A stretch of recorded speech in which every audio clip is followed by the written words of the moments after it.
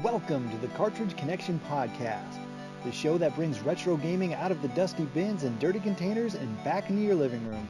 Join the crew as they discuss retro gaming and modern gaming at its finest, with your hosts, Will, the Gorilla Gamer, Cliff, Southern Star Gamer, and John, with Gaming Through the Decades. All right, guys, welcome to the first Cartridge Connection Podcast. We got myself, John, with Will and Cliff here. What's up, guys? What's going on? How are you? Good. Hanging in there. No, man, tell me about it. I had a pretty crazy day. I think I walked about 6 miles today at work, so I'm extremely beat. But yeah, this is the first of hopefully many Cartridge Connection podcast, and let's just start off by, I guess, introducing ourselves. And Will, I'll let you go first, man. Go for it. Hey, how are you? I'm Will, the Gorilla Gamer, and I've been collecting and playing games for pretty much my whole life. So other than that, that's it. That's it for me. Right, Cliff. Well, my name's Cliff. I go by Southern Star Gamer on YouTube. My passion is gaming first and foremost, but I have a thrill of the hunt. I love going and digging through dusty, dirty bins in the hot Texas sun and seeing what kind of gaming gold I can pull out of them. Right Amen. on, yeah. My name's John, obviously. I'm with Gaming Through the Decades, and ironically enough, my original plan was not to do a podcast.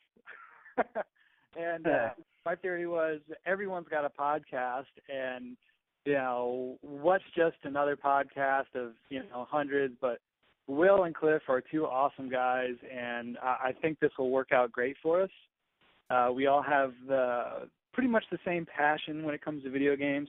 We're all collectors / gamers. I would say we lean a little more towards the gaming side, at least for myself, even though, Will, I know you like your shelf candy. Absolutely. See, I've been waiting for that because you've been giving me a hard time all day, so I was waiting for that zinger. Yeah, I know you were. I know, but no, it was just because I was watching some of your videos, and at Gaming Through the Decades, obviously. But I was watching your videos, and it was I love watching those because there's always those things that, because I have different tastes than you. So it's like, oh man, there's Oblivion. Oh man, there's Morrowind, so I end up talking to you through my phone, even though you can't hear it. So, I got to give you a hard time when I do talk to you. So yeah, I mean, and really, to be honest with you, I see a lot of games because I do those game hunting videos on my channel, and there's a lot. I don't have every single console there is, believe it or not. I like to collect for stuff that I've had growing up because, I'm not gonna lie, nostalgia is a big thing for me. So I don't have an OG Xbox. So now, if I see like a Panzer Dragoon or something laying around, or another rare game for like $1, yeah, I'm gonna grab it because I'll trade it. But there's a lot I don't have, so there's a lot I kind of just overlook on purpose sometimes. And for me, yeah, John, and for me it's kind of like the same, except for I kind of the only area I deviate from is there's a lot that I didn't have nostalgia for because at the time I was a kid and I couldn't afford to have a Nintendo, Sega, and a TurboGrafx 16. So so my TurboGrafx 16 that I got about 6 months ago, that was my, that's new to me. So I didn't have any nostalgia there, but I had already bought Legendary Axe for it and I didn't own the system yet. So it's kind of a half and half deal for me, but I understand. I got you. All righty, so pretty much the layout of this episode is we're going to just kind of cover some stupid news, and then we'll get into some real gaming news, some interesting topics that people actually give a darn about. And then Cliff, you were at Retro Palooza out in Houston over the weekend, so I definitely want to touch on that. And then we'll get into some other topics, and we're going to do a segment on this podcast called Shout Your Hidden Gem segment. And hopefully not everyone gets all butthurt. I don't think anyone will because we're not, 100,000 subscribers, so no one's going to get butthurt of us, ruining the hidden gems out there. And then we'll get into some. We're gonna do a what we've been playing, and we're also gonna do. We're gonna add recent retro pickups since all three of us are kind of big into the game hunting and going for that. So we'll get into some of the stupid news here, and this is interesting because it's YouTube gaming related, and these will always be YouTube gaming related. It's not just going to be random news. Like you guys all have down in Florida for whatever reason. You got some strange people down there. Yeah, we do. We do. All right, so a popular YouTube gamer left his camera on and accidentally pulled an American Pie moment and live streams a solo intimate moment with himself, and later comes out and says he was scratching his leg. I just want to get your guys' take on this. And if it were you, would you come out and own it, or would you just kind of lie through your teeth and take it to the grave? And I'll give this one to Will. Actually, I'll give it to Cliff first. So I want to get your take on this one. Man, to be honest, I would be embarrassed as all get out. I would. I think at first the shock of it, the embarrassment, like, oh man. Then, but at the end of the day, we're all people. So, I'm sure everyone can kind of understand, but, he just had to be beyond embarrassed. Sheesh. But it goes to show you in today's age, you never quite sure when that eye is watching you. Absolutely. Absolutely. Yeah, that kind of mirrors how I feel, John, too. I felt really bad for the guy when I watched it initially because I thought, oh man, it's that you can't even do personal stuff in your own personal private area. But then again, it's also something that you should be mindful of if you are a streaming, League of Legends guy. You figure you'd know, and you kind of look for that red recording dot and stuff. So I don't know. It's funny, but I would own it. I would say yes. Eventually, I would come out maybe 2 or 3 days later and say, all right, I did it. My bad. I won't do it again in the future. I'll scratch my leg differently. I gotta be honest with you guys. I don't feel bad for him. I don't know why I don't feel bad for him. I want to, but part of my brain process is, how could you be so stupid? But then again, I've done some pretty dumb things before, so I can kind of give him a pass. My initial reaction was, well, maybe he did it for, because when I first heard about it, I didn't know who it was. And my first reaction was, well, maybe he did it for subs or something, because, God, people do anything, And I found out who it was. I'm like, whoa, that definitely was not the case. No, he didn't need subs in that case. I think he just, had to get the poison out before he got back on League of Legends,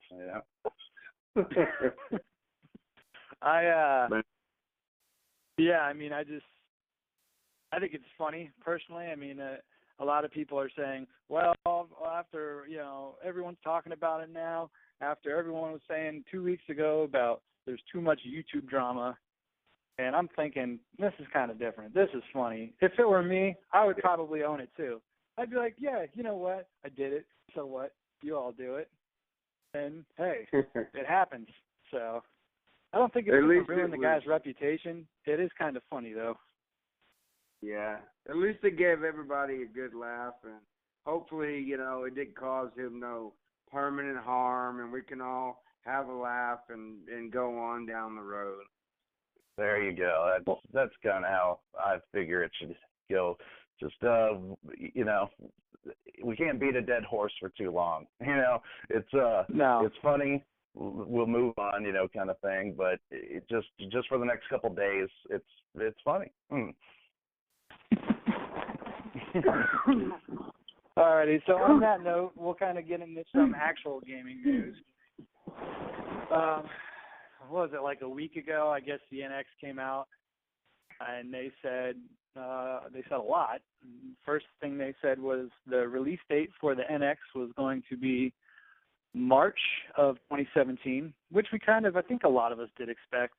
A lot of us there was rumors that it would be the holiday season, which kind of would have made sense, but with it being already May, you would have think we would have heard something by now. So that wasn't too much of a surprise, but we can get into that here in a few. And that the new Zelda is also going to be a launch title, but it's also going to be on the Wii U, but again, not until March. So what do you guys think? Do you think Nintendo's making a mistake here, or do you think they're kind of playing it safe and doing what they should be doing? I'll snag I'll this let one you real go quick first, if you don't mind. Yeah, just what I think is ever since the Nintendo 64, I've firsthand witnessed this. I can remember getting my Nintendo 64 on launch, and it, I got Super Mario 64 and Shadows of Empire, but that was pretty much it. There was like 3 or 4 games, and it took forever for Ocarina of Time to come out. It was a joke even then that it was never going to come out, and so I seen it going on to the Wii, and the GameCube was the same way. Look how long it took for Twilight Princess to come out. It came out so late in the cycle that there was a GameCube and a Wii version. So they've never had a solid release dates, and I think a lot of that goes to their quality control, because just like I bought Star Fox Zero a couple days ago, and you put it in and it plays. There is no updating. There is nothing. It's not a broken game. It's right out of the box. So I think a lot of it has to do with that. They followed their own quality control, and if it doesn't translate over here in America, then that's the breaks, I think. That's how they feel,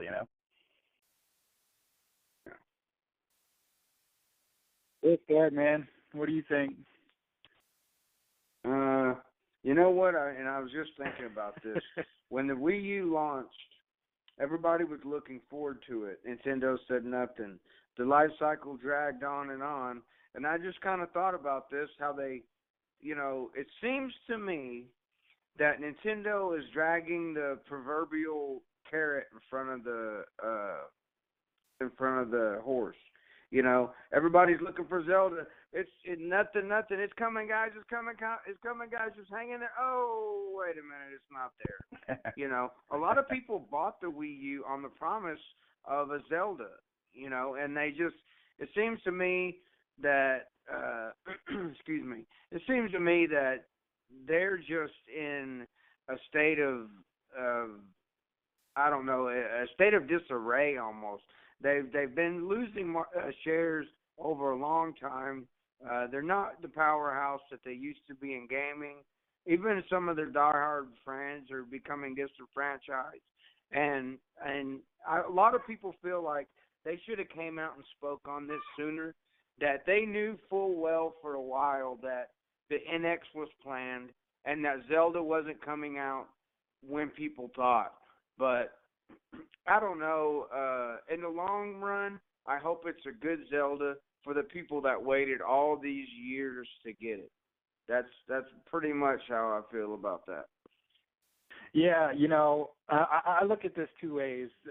The first, looking at Zelda, and my initial reaction was, okay, you're going to have a Zelda released on the Wii U and on the NX. So what motivation are they giving people to go buy an NX when they can get essentially the same game, on the Wii U? It might have the graphics might not be as good, but, in the long run, that's not going to be a huge determining factor. I think they should have done something a little different. Now, for all the shit that people give Ubisoft, I mean, you look what they did. Was it 2-3 years ago when the Xbox One and PS4 came out? They released Unity, even though it was a crappy, broken game, on the new consoles, and people with the 360 and PS3 were kind of butthurt. So Unity actually went ahead and released an exclusive for that generation. I don't know why Nintendo can't do something similar, you know. But they've just never followed. Yeah, I mean they've never followed. You know, well they have. They followed.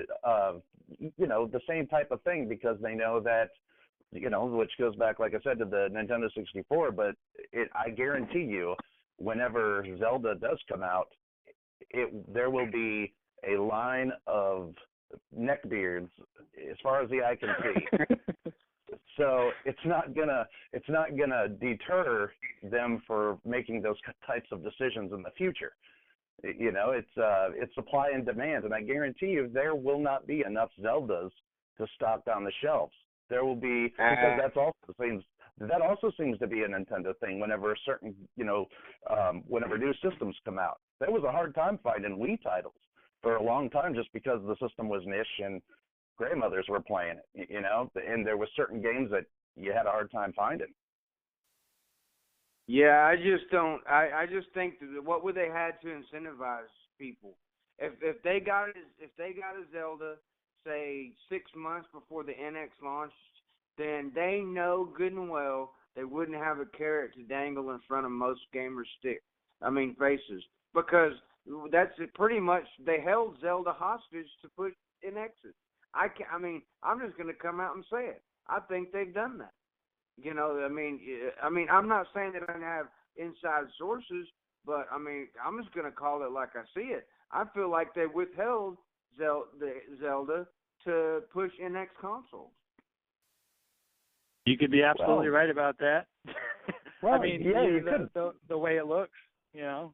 But if you were going to do that, well, the only thing that I see is if you were going to do that, then you would want it to be a little closer to the launch of the system. So, but the system's coming out first.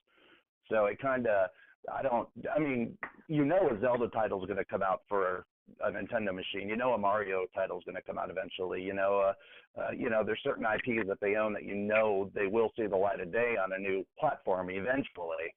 But I just wonder if Mighty Number 9 is going to come out before Zelda. Oh, man, you just opened Pandora's box there, man. There you go. Transition. You know what? Somebody had mentioned this to me the other day. They said if they came out and said there's going to be another NX launch, and I compared that to Mighty Number 9, and I said, you know, if there's enough people already on the fence with the NX, they already pushed a bunch of people off with the Zelda news. If they do that, they're going to kick the fence down and throw everybody in a ditch. Yeah. Yeah, that sounds like it. No, they put themselves in a. I think we can all agree that they've put themselves in, painted themselves in a corner, if you will. They're at a make or break. I believe at least that they know that their back's against the wall in so many words, and I really feel like that they're fully aware of that. So, I mean, I guess we can all just hold our breath and see how it goes, huh? Yeah, like you said, Cliff, I'm going to be cautiously optimistic. And having said that, I don't know if you guys heard this, and we haven't really talked about it much, but Nintendo came out and said essentially they're not going to be selling the NX at a loss. Now, I don't know what that means. I don't know if that means it's going to be an underpriced system. There's rumors now that it could be like a streaming type box that's going to have a full library to essentially every Nintendo game ever made. And it's going to, now there was rumors like a few months back that they would use SD cards instead of disc-based systems, or instead of a disc-based platform. Now, if it's a streaming box, I could see that absolutely being the case. So if this thing is like a console that is as powerful as they say it is, is a streaming box to where you have access to that library for maybe $15 a month or $60 a year, which would seem crazy to me. If Nintendo does that, they'd blow my mind. So kind of like a Sega TV, but a Nintendo. Right. But also the new games would essentially be these SD cards, and maybe it's priced for $150, $200. So yeah. If you see them doing something like that, because they've come out and said it's going to be something we've never seen before. Now again, it's Nintendo saying it, so take it for a grain of salt. But what do you guys think of that? What if that's something that Nintendo throws out there? Is that something that's going to turn you off, or is that something you could possibly be interested in? Not good. Go ahead, Will. I'll let think? you take it, Will. Oh, me? All right. Well, I mean, that just sounds like to me, because of all the trouble they seem to go through to flag YouTube videos and kind of, throw their weight around with cease and desist orders and all that good stuff. It sounds to me like this is basically going to be a platform that you can get on and access their whole library of everything from every system they have, and I think it's mainly going to be kind of it's going to have the Me stuff, like with that Me Tomo app, and I think they're trying to do that, and then new stuff that'll be an alternative. But that's just my speculation. I could be absolutely wrong on that. So well, they also came out and said that I guess it's going to be a console that you're going to use for a long time. So yeah, then that sounds like it's something that's also going to be very upgradable. Well, then, you know what? You can get a Raspberry Pi, and I don't know much about those, but I know they're very cheap and they're very good with emulators, and, it's a kind of a do-it-yourself little computer that's very, powerful. But, they can do that, and those things are starting to get really popular. I mean, what if it's a kind of a box like that, like a little Raspberry Pi, but tailored for Nintendo? Yeah, go ahead, Cliff. Man, what do you think? Fail. Ain't gonna happen. First off, PlayStation Now is an excellent service, as in its technical aspects. Look how it's doing. It's doing terrible, guys. Let's be honest. America does not have the internet infrastructure to support an all-digital future or streaming games like that. I do see them opening up some sort of like Xbox Gold, PlayStation Plus. I heard a figure the other day that just Sony's PlayStation Plus membership subscription earned more revenue for Sony than Nintendo as a whole corporation made last year. And as a business, they have got to want a piece of that pie. So I see them doing something like that, but to lose physical sales and to go all streaming, I don't see it, and I just don't see it happening, guys. I mean, and if you live in a big city, that's one thing.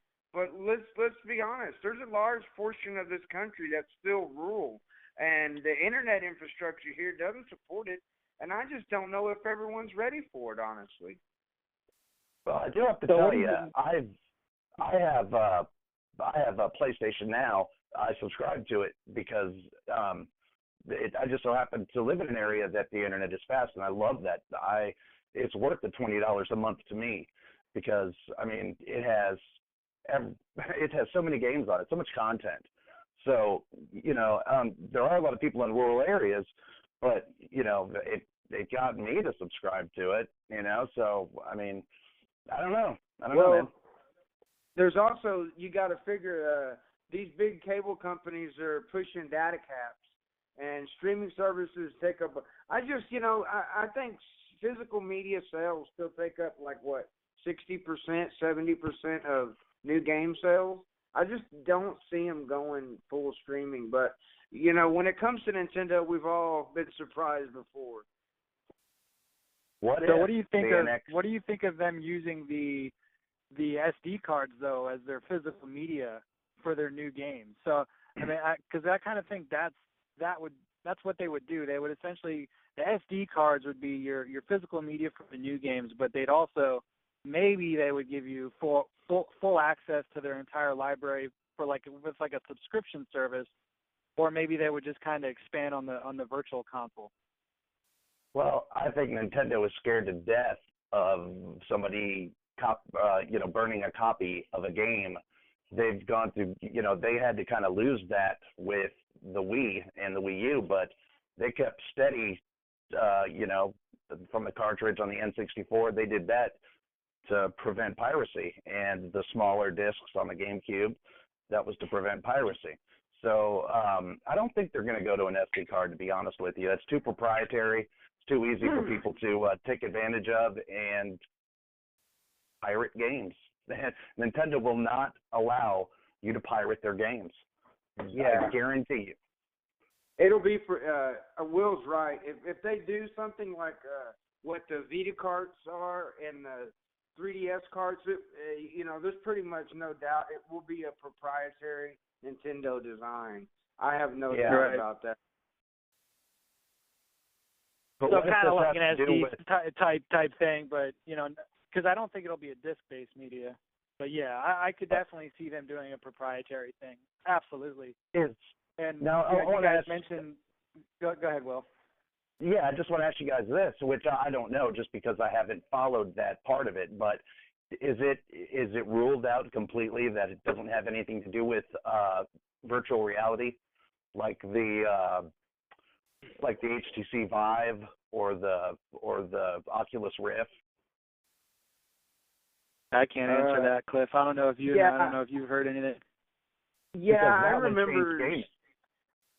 Well, I remember when there was the big talk of the HoloLens, and before we knew much about Sony's VR headset, Nintendo was asked, and pretty much I think it was President of Nintendo of America, Reggie Fils-Aimé, and he was asked, and he said, right now Nintendo has no interest in pursuing VR.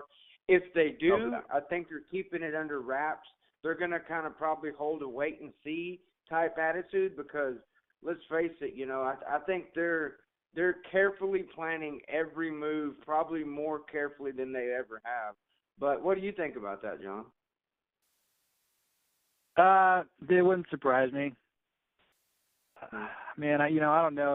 I've heard people talk about, how about a Virtual Boy 2? And dude, Nintendo. I mean, I feel like when it comes to Nintendo, you could have a dartboard of crap they might do, and just close your eyes and throw darts at it. And you know what? Your guess is as good as mine when it comes to Nintendo anymore. There you go. I think you put the pin in it perfectly. Yeah. But yeah, I mean that's why I thought I was kind of disappointed when I heard they weren't going to be at E3 this year. That's kind of a buzzkill. I know a lot of people say, nobody even cares about E3. I'm like, well, I kind of do because it's kind of one place we have for us to get confirmation on some things.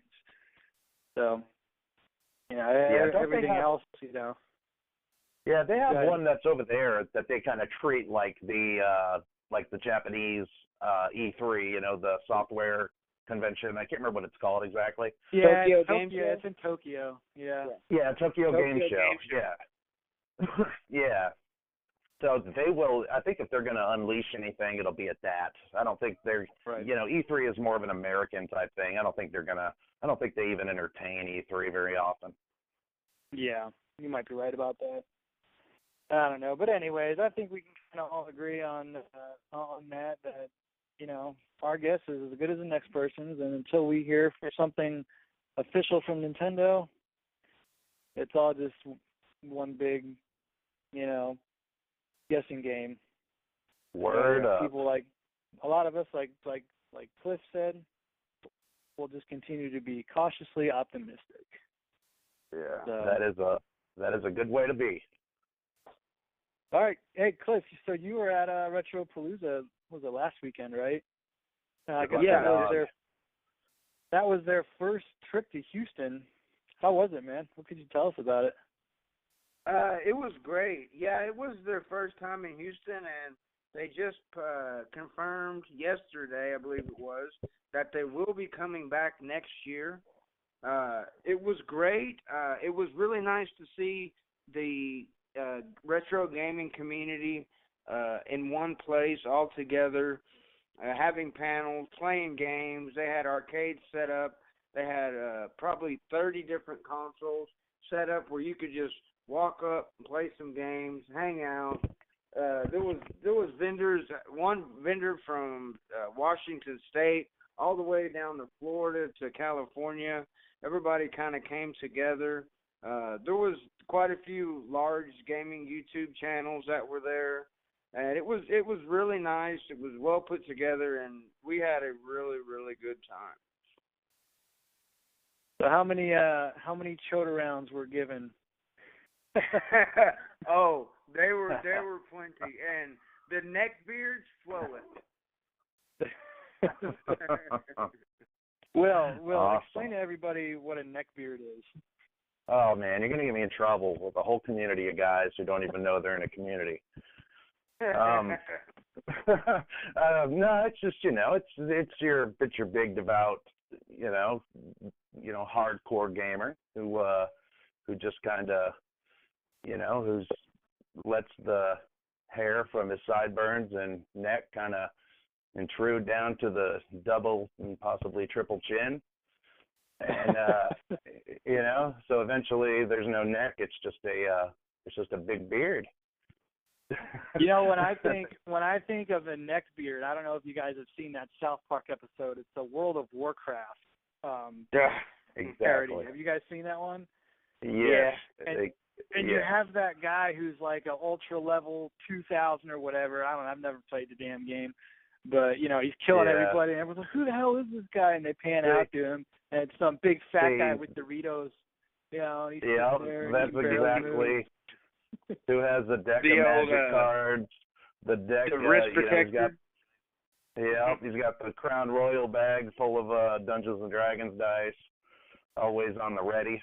Maybe his pokey, his pokey deck.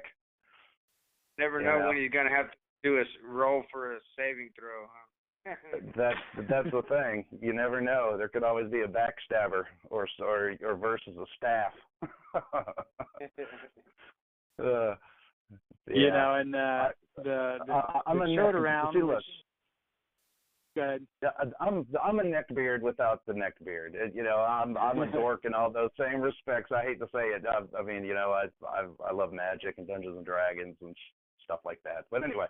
Well, yeah, you know what? If I didn't go to the gym every day at 5 a.m., I'd be a massive neckbeard because my metabolism is about as fast as a snail. So. Right. That and chode around. Now, that is probably another term we'll use very often on the Cartridge Connection podcast.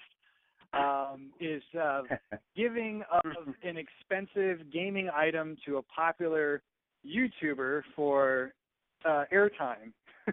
So that is our definition of a chode around, and I think you guys kind of see where I'm going with this. If you watched enough gaming channels. And or a favor performed in a unspeakable manner that we shall not disclose on this family-friendly podcast. There you go. Oh, man, I know exactly. I've seen it. I've witnessed what you're talking about, so I know what you mean. Okay, perfect. So, Cliff, did you see any? I know you're saving up a lot of money to, well, maybe not a lot of money, but you were kind of hesitant on getting a lot of stuff prior to the Retro Palooza. Yeah. So this could kind of go into our pickups section or our recent pickups. We'll just go ahead and do that first since we're talking about Retro Palooza. Did you find any decent pickups there? Anything what were the prices? Were they better than retail? I was going in. When you go into something like that, you get so used to hunting at flea markets, thrift stores. You just got to get that out of your mind. You're not going to find dollar games, and stuff like that. But I was actually pleasantly surprised and was more surprised with the willingness of the booth owners to negotiate. And a lot of these people drove clear across the country, and I feel we're really fair with their negotiations, as long as you just wasn't totally trying to undercut them. But They were accepting trades. They were giving really decent trade-in prices from what I was able to see. But yeah, there was some good deals to be had. Really surprised at several things that I've seen. Some super great deals on box systems. I seem to be the hot commodity box systems were some really, really great prices on those. And overall, just, really friendly people and really cool to do business with. A lot of them are just like us too, fellow gamers. They're sitting down talking games and playing games and just trying to feed their family, Now, you got to tell everybody about this mobile gaming story you were telling me and Will about. What's the story behind that thing? Some guy was driving around the parking lot? Oh, no, it was towards the end, and you can see, before I left, I debated on loading up some extra consoles, loading up some doubles, and taking to trade, but I said, nah, I'm not going to want to tote those around, or I don't want to have to go out to the car and then come back and all that. So I decided not to. But as I was getting ready to leave, there was a guy, and see, now, I had noticed people with backpacks on, okay? And they had homemade signs on their backpack basically saying, here lieth in this backpack 2 Zeldas for $10, this game for $5, so forth and so on. I got 2 controllers for $5 apiece. And you could look at their backpack, tap them on the shoulder, and go, hey, I'll take that out of your bag, which I was surprised by that. But the thing I was speaking of blew my mind. Here comes a guy in, and he's pulling a little red wagon loaded to the brim with retro goodness. And he was talking to some guys at a booth, and a Final Fantasy game happened to catch my eye. So I tapped him on the shoulder. I said, hey, what's going on? Are you selling this stuff or trading it? He goes, oh, yeah, this is all for sale. And by that time, I'm looking through it. Here comes a couple more guys. They're digging through it. And next thing you know, I feel like I'm at the flea market all over again. Which is a common place for you, man. That's awesome, man. I can't wait. We have a game on expo out here in Phoenix it's not until August, which kind of sucks. It's gonna be like 120 degrees, but I'm excited for that. I'll probably do the same thing. I'll hold off on getting a lot of things just so I can kind of find some deals. But all right, that will kind of take us into our shout your hidden gem. And Will, I'll let you go first, man. So this is just going to be a segment where we just kind of talk about it. Could be any game from any console, and we're just going to go ahead and talk about it and what we love about it. And it's probably not going to be a very known game. So I'll let you start, man. Go ahead. All right. This is a game that I had on a PC back in the 90s, and it was the first game that I'd, back then when, in the early 90s when you bought a PC, it didn't have sound. It just made blips and blop noises, so you had to get a sound card. And I got one of those and installed it. And, wow, it played like MIDI music. It was, by today's standards. The MIDI files. Yeah, it was on MIDI and stuff. It was amazing. But this game, it's for the Sega CD, and it's called The Rise of the Dragon. And it's kind of similar to it plays off of Blade Runner, the movie Blade Runner with Harrison Ford, and it's kind of like that. But it's kind of a point and click action adventure where you take the part of a private eye and you have to solve a mystery and a murder of the mayor's daughter. And it's got an immersive story. The character is really cool. And it's a game that I don't hear many people talk about, but I highly recommend it. And it's by Dynamix, which is a subsidiary of Sierra. So in Sierra back in the early 90s, they had like a huge stranglehold on the point and click market, And this is kind of a little different because it played on the point and click, but also had action adventure sequences to play that were actually pretty challenging. So that's the one I want to talk about was Rise of the Dragon. Have you guys ever heard of that game? Rise of the Dragon. I've actually never heard of it, to be honest. No? Yeah, I never heard of it. Yeah, I'm not surprised. Not too many people have, but it's only a few bucks if you can find it out there at a retail store. I'd say it's around maybe $10 at the most. But don't pass it up thinking it's a full motion video game or something like that. It's actually a pretty immersive game that is pleasantly surprising. And you said that's a Sega CD game? Yes. Okay. Yeah, that's interesting because yeah, I'll have to keep that one on my books, man. That sounds like a cool game. Cliff, go ahead, man. What's your hidden gem for this podcast? Okay, it's a third-person shooter type game. It's developed by Hudson Soft, and it is called The Adventures of Dino Riki. It is kind of a top-down, vertical-down shooter where you play as I guess Dino Riki, that's what I call him. And you use hatchets, boomerangs, and stuff. It came out in 1987 in Japan, and then was published by Hudson Soft in North America in 1989. It's really similar, like to 1943, the Battle of Midway, but it's got 4 levels.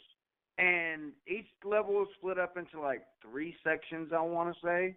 And the game is really pretty difficult. From a lot of people I talk to, they get turned off by the difficulty. And in all honesty, the jumping segments, platforming, if you will, where you have to platform from one place to the other, isn't the best. But the shooting mechanics are great. And it is a cheap game. I think you can find it for like $5 and $6. It's not going to break the bank, but for me, I started playing it, and I really, really got into it. And I just think it's a fun NES game that won't break the bank and that more people need to experience. There's something to be said for those NES shooters, man. Yeah. Those were a good time. I was never really any good at them, but they're fun games. Yeah, that one is yeah, that's a great game, and it's like you said, Cliff. Man, that is a tough game too. I mean, it is a challenge. Yeah. It's playable though, and it's beatable. That's what I like about it, because it pushes you. It pushes you. Yeah. Yeah, you break out that old NES Advantage arcade stick, and man, nothing makes you feel like you're back in the arcade playing a little Dino Riki with the Advantage. I know. The only thing you're missing is a dude with a switchblade and some cocaine. That's for another podcast. All righty. So my hidden gem is a PS1 game, actually, and this one came to mind because I picked it up actually this last week at one of my retail stores, and or one of the retro retail stores in my area, and it's only a $2 game. And for those that know me, know I'm a huge 90s arcade racer type fan. Daytona USA, Ridge Racer, some of my favorite racing games. And this is actually made by Electronic Arts and DSi, and it's called Moto Racer. And it is essentially the way I look at it is a bike version of Daytona USA or Ridge Racer, however which one. But it's a very arcadey racing game. You can choose between a street bike or a dirt bike. And I believe there's, 3 tracks for each type of bike. You can select your bike. And one of the favorite things about this game is just the music. And it's such a basic game. I mean, gas, brake, wheelie, and that's about it. Side to side. How many modes does it have, John? How many? It has a. I think there's 3. There's 3 modes. There's a practice mode, and then you have your time trial, and then there's your circuit. So there's 3 modes, and it's also 2 players. But it's a fun game. I mean, if you're looking for a racing game just to pop in, it's a blast. My 4-year-old this weekend. Yeah, I talked to you the day whenever you found that, and I had to think about it because I'm like, I think I have that game, and I just don't remember it. So I went home later that day and popped it in, and yeah, you're right. I mean, the soundtrack is just, it's 80s hair rock. It's great. but it's it's really good, and I don't know if that'll sell it to many people, but yeah, man, that's a great game, a great racer. Yeah, and I like at the end if you lose the race, you cross the finish line, and it goes. The whole game is upbeat, exciting, very arcadey style, checkpoint, but if you lose, you get to the finish line, and it goes, you lost the race, and it's like this downing voice that comes across. It's just funny. But so let's get into the last segment, of this first podcast, and that'll be what we've been playing. And so I want you to tell us what you've been playing, and then just kind of talk about some steals or some great pickups that you found. So, Will, I know you're kind of strapped for time, man, so I'll let you go ahead and go first. All right. Yeah, I've I think you guys know we've been playing some Dark Souls 3, and I'm nowhere near as far as you guys are, nowhere even close. I think I'm level 25, and I just found a crossbow, and that game is consistently kicking my butt every second. But it's funny. Sometimes I can go right down and I could beat this knight with no problem. Other times he just takes all my souls, But I've been playing. Yeah, Dark Souls 3 has been a great one. And I picked up Star Fox Zero, and like I talked about earlier, I was pleasantly surprised. Though the motion controls did kind of throw me a little bit. You can turn them off, but it's kind of different. That's all I can say. And some of the other games I found, that I've been enjoying lately are I know you guys said just come out not too long ago for PlayStation 4, but Oddworld's Munch's Odyssey. I thought that for the Xbox, the original Xbox, I never played that, and surprisingly, my wife knew all about it and was stoked about it. But I played it, and it's pretty good. But that's about it. It's about all I've been playing lately. What about some good pickups that you found, man? Have you find any steals when you're out game hunting or anything like that? Oh yeah, I did. I found a Nomad, and let's see, I found a Nomad with a battery pack, and I got this guy who owns a thrift store, and he'll hold stuff back for me in a bin because I don't know, I made friends with him. And he had a Nomad, and he had, I'm starting to forget what I bought. That's a bad sign. Yeah, that's because you bought 100 things over the last 2 weeks. I know, but usually I can remember. But no, a power-based converter in a box, an IntelliVoice cool. In a box. Yeah, that was really a good find. I've been looking for one of those. It just so happened to have the box. And I found that, and that the whole box, the whole bin, he sold it to me for $20, and he always says the same thing. He's just like, I'm just looking to get rid of it, and I'd rather it go to a good home. I don't know why he says that. Like he knows that I'm going to give it a good home. I mean, what if I cuss at it and throw it around? Yeah, you're taking it home and you're beating it and you're dropping elbows on it. Yeah, he doesn't know what I do to it. Yeah, I'll just whip it across the room. He doesn't know me. Well, the power-based converter could probably handle it because those things are monsters. Yeah. And the IntelliVoice too. I think the IntelliVoice, you could dunk it underwater, take it right out and plug it in, and it'll sound just the same. Yeah. B-17 bomber. Yep. Back in the day when toys were made with quality. That's right, man. Space Armada. I love that one. Locking on. Great stuff. Yeah, but that's about all I found recently. That's awesome, dude. So what about you, Cliff, man? What you've been playing, and what have you found? Well, I was as soon as Dark Souls 3 came out, I snatched it up, and I just played the ever-loving heck out of it, and beat the game.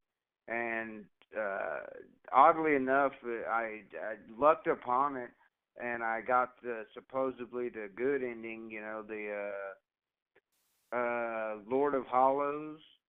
They call it something else too, but the Lord of Hollows ending that everybody wants to get. Well, I just kind of dumb lucked my way into it. But again, man, I can't say enough. That is a great, great game.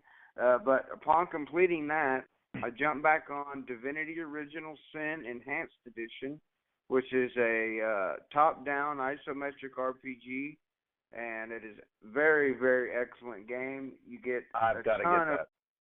Yeah, you do. It's got a ton of role-playing content. It's made by Larian Studios and was published by Focus Home Interactive, which are kind of like a mid-level publisher. They published Bound by Flame by Spider Studios and stuff.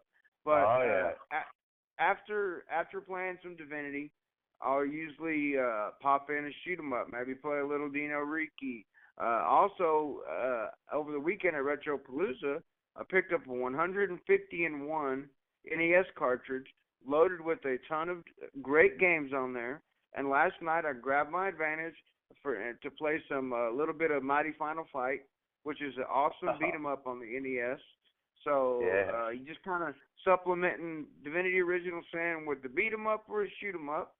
I've been out hunting a lot. I kind of have my routine down. I go at least 2 to 3 times a week, hit my normal spots. But a couple things that stand out. About 2 weeks ago, I went to a garage sale, community-type garage sale, and a guy had some games there, and I asked him how much. He said $1 a piece, and out of that pile, I pulled out Suikoden 4, mint condition label. I mean, the thing has just never been played. Suikoden 5, and a few other ones, and went a few doors down and scored a complete in box Nintendo GameCube, and surprised me to find a boxed GameCube in such good condition. And because and amongst some SpongeBob games and stuff, so this family obviously wasn't gamers per se, maybe for the kids a while back, but I snatched that up. I've been really trying to focus on the Sega Master System. So I picked up Alex Kidd this weekend, got a pretty good deal on that. Then Sunday after Retro Palooza, I picked up quite a bit of stuff there. But the girlfriend allowed me. Well, she said, "Hey, you want to go to the flea market?" Well, I'm not going to turn that down. So I ended up finding a pretty rare, pretty uncommon PS1 game called A-Train, which was developed by Maxis Studios. That kind of is like SimCity, but you're a rail owner. You do rail lines and trains and stuff. And also got a smoking deal on a Game Boy SP with Super Mario Advance in it for $5. So I'm not complaining. Wow. Finding some good stuff, and I'm playing some good games. You won't hear me complaining over here. Man, I don't know what's in the water. I don't know what's in the water in there in Texas, but it's like every person I know that's in the retro gaming that lives in Texas is always finding stuff like that, either at flea market or yard sales. And man, I don't know what it is. Better knock on wood.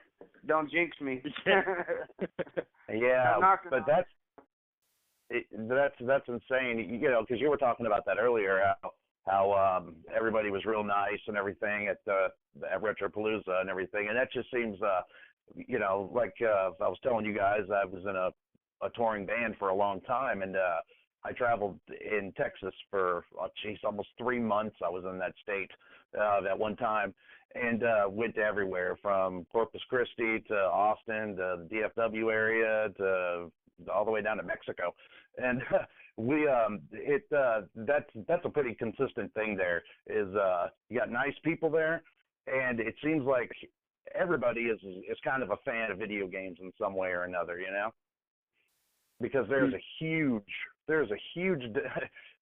demographic of things that you can find in Texas that you can't find anywhere else. I mean, things that I don't even know where they come from.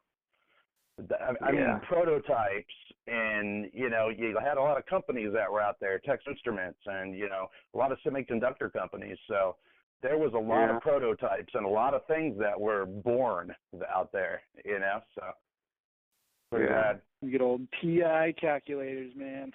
Oh yeah. Heck yeah. Those things, TI-80s, those things are still $100 for students in college? I just seen one today at the local charity thrift. popped the back open and it was batteries were 15 years old and it were corroded out. But that's a shame because them are some good calculators. And if I'm not mistaken, a lot of the college students still seek them out. Oh, yeah. Heck yeah, they do. Well, for another podcast, we'll discuss calculators. Oh, man. But, yeah. So I'll go ahead and, man, what have I been playing? Dark Souls 3. That game's addicting, man. You know, I haven't played a game that addicting. And, you know, it reminds me, the exploration alone just kind of reminds me of going back to the original Zelda on the NES and just popping in. Even if you didn't want to go beat a cow or complete a mission, you can just go in that game and just look for it.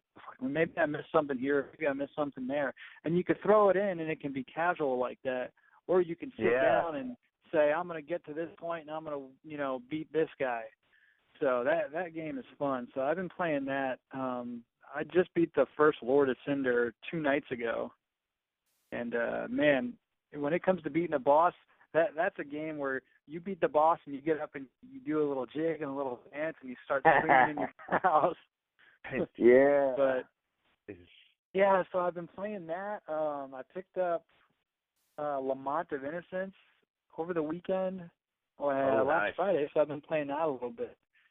And that's one of my favorite Castlevania games. It's probably for me. That's right up there with the first Castlevania and Symphony of the Night. Dang, I gotta play that. It's in my top 3. I've never played Curse of Darkness, but for me it's the best 3D one that I've played. And a lot of that, to be honest with you, probably the music. The music's really good. It's got very Symphony of the Night style music. So you're on really cool. PS2, right? PS2? Yeah, I got it on PS2. Okay. So I've been playing that. Well, that's, you know, I'm playing Moto Racer. I play that with my 4-year-old, man. She's funny. She'll just hold down X and just go until she hits a checkpoint. Every now and then she kind of tries to get back on track. But yeah, that's about what I've been playing. As far as pickups go, you know, if you've seen my most recent pickup video, I got a few PS1 titles at, you know, some thrift stores, and got my best hardware score, ironically enough, at a Goodwill. So this Goodwill I get in there and, you know, you walk into Goodwill and they always have their little glass cases there. And generally, if they have consoles in a glass case, before I even get to the console, you know, they're going to want so much for them and probably shouldn't even waste my time. And ironically, I get up there, there's a PS1 and an N64, and they want, I think, $49 for the PS1. Regular PS1, you know, PSX, the first model with controller and cords, $49. I'm like, you gotta be kidding me. And an N64 for I think $39. And I'm like, well, do I waste my time? Yeah, do I waste my time to go in the back and look at the loose electronics? Maybe I'll go find a controller back there or something for $2. So I go back there and I'm looking and I see a PS2 Fat Boy and I turn over and the price is $3.99 on the PS2. And, $3.99? I'm like $3.99, and I'm thinking, there's no way this thing works. No way. So I find a power cord, you know, because they always put the power cord separate, and then PS2 takes that generic power cord. Yeah. So I find one and plug it in, and I'll be damned, the thing turns on, the tray opens up and closes, and I'm like, you know what? If it doesn't read a disc, it's still worth $3.99 this. So I take it home, and it didn't read the disc, but, you know, opened it up and blew all the dust out, cleaned it up, and yeah, I got myself a $3.99 PS2 over the weekend, and that's probably the best find of all. So, you know, it's funny because I've been debating on getting one for a while. I'm like, nah, you know, eventually I'll find one at a good price. And, you know, I don't know about you guys, but when I'm looking for stuff, I hate paying retail for anything because there's always that little voice in the back of my head, like, yeah, you're gonna find it. You're gonna find it somewhere else, and I'll be damned. I find if that little voice is finally right for once. Well, yeah. Or as soon as you buy it retail, then a couple of days later you see it for a good deal, and you're like, oh. Yeah. But that's a good deal, John. Yeah, that's almost as good as my free Dreamcast, but that's a whole nother story. Yeah. But yeah, that was kind of nice to find that. Oh, and I also found Final Fantasy X and Final Fantasy XII for the PS2 for $3 a piece at one of the pawn shops in the area. And I was talking to the guy, and I said, do you have anything older? He's like, nah. He goes, it doesn't make it up to the front because me and this guy here collect video games, and they usually don't get past us. And I was like, nah, But whatever. It's a pawn shop. You kind of expect those guys to be shady anyways. You know what I mean? Yeah. So I was like, whatever. If you were like a Goodwill worker, I'd maybe look at you like a scumbag. But dude, you work at a pawn shop anyway, so. Now we've lost 4% of our viewers who work at pawn shops, Sean. Thanks a lot. all 4%. Yeah. So that's what, like an eighth of a subscriber probably at this point. An eighth of a person. Yeah. All right, guys. So what's that? Hey, did you get a chance to play Final Fantasy X or 12 though? Did you pop those in this weekend? Dude, you know what, man? I don't have a PS2 controller. I've been using my that's right. My DualShock for the PS1, and luckily it works for Lamont of Innocence. But I went to play Final Fantasy 12. And yeah, I was like, it needs a DualShock too. So I'll eventually find one and play it. But it'll be interesting to see if I like those games because I've never been a huge Final Fantasy fan, and if I don't like them, I'll probably just wind up trading them or selling them. I am, but I'm interested to hear your take on those. I think it'll be entertaining to hear what you think about those. Yeah. Well, so hopefully I'll have a DualShock too, and by the next podcast I'll be able to go ahead and put on there of what I've been playing, and I'll let you guys. I'll give you my take on it for the next podcast. And I'll keep my fingers crossed. I'll keep my fingers crossed that you find one for like 50 cents or something at the Goodwill. I'll pick one up for $3. I'm all right with paying $3. Apparently they go for $15 from what Cliff had found earlier today. So that's what they're retailing for, about $15. I couldn't believe it. Yeah, I didn't know that. Yeah, but don't worry, John. We will win you over to the turned-based dark side. You will. Absolutely. We'll see, man. You better try like hell, but I'm open-minded to everything. So that's all that matters. That's all that matters, and that's what this podcast is about. And on that.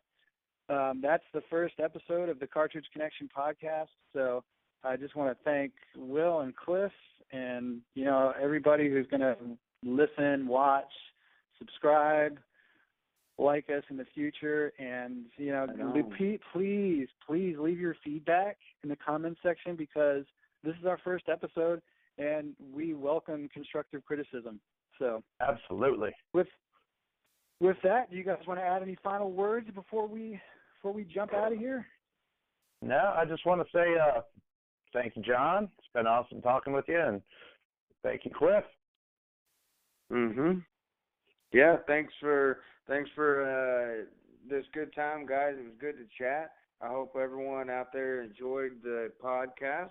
I hope we didn't scare off pawn shop workers, neckbeards, and chodes. Well, we're not sure we want those around anyway, but that's a different story. I had a good time, guys. It was fun. Be sure to tip your waitress. We'll be here all week. All right, guys. Well, that's it.